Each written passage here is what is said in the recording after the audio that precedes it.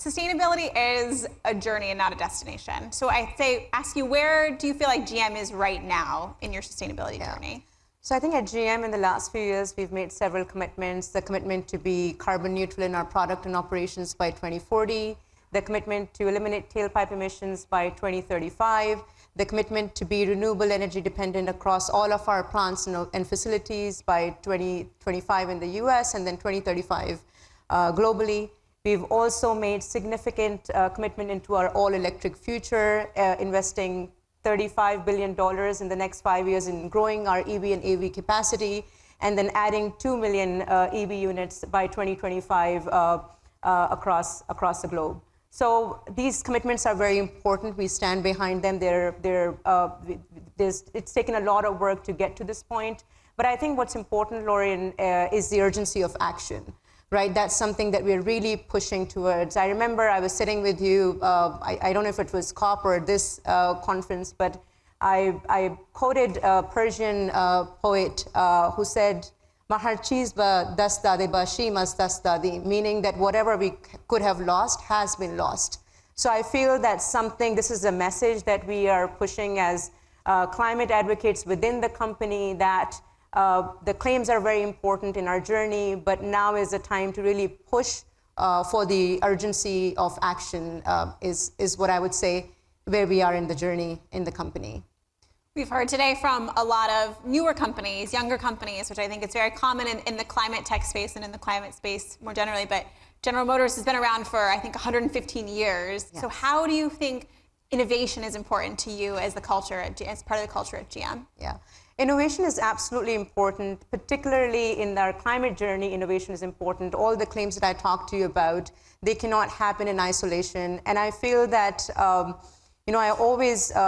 read a lot the books of a very famous climate fiction writer, Ursula K. Le Guin. I'm not sure how many people in the audience are familiar with her work, but there is something that she talks about, and there is actually a whole letter she wrote about that, which was around the collective back theory. So really kind of talking about solutions and things that can happen across different centers of excellence and from different people around the world. So I think my fear personally is that we could be moving from being a culture as a world, as a country, of being tech bros to now decarb bros.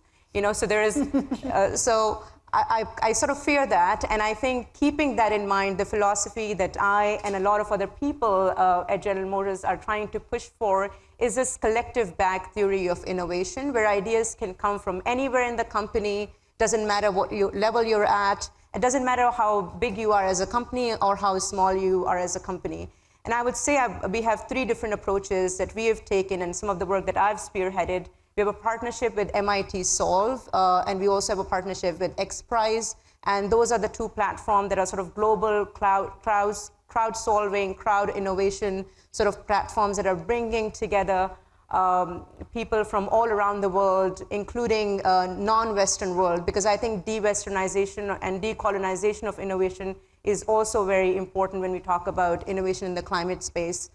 We also rely on employees a lot. GM has a platform that's called iHub, and that really invites employees from across the company to bring their innovative solutions, whether it is climate or any other topic. Right now, we are running an iHub program for employees that's focused on circularity in sustainability. And then we also do a lot of partnerships. You mentioned startups at the beginning of our conversation. We have partnered with a number of startups in the recent history. I would want to mention our partnership with Wind Catching System.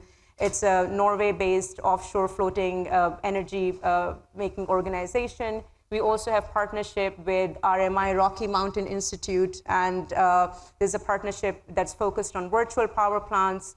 We're also working with pretty much, I would say, one of the biggest focus areas, and something that I'm very excited about, is how do we electrify the fleet? So the entire idea of Bright Drop by GM is focused on fleet electrification. That's another innovative approach that the company is taking that's happening from within the company. So I think I would say a multi-pronged approach here, looking at organizations like Solve and XPRIZE that are helping with de-Westernization and decolonization of innovation, relying on our employee base with platforms like iHub, and then going out and connecting with amazing startups that are doing some brilliant work, and definitely looking beyond decarb bros. What a good place to leave it. Thank you so much, Hina. Thank you. Thank you.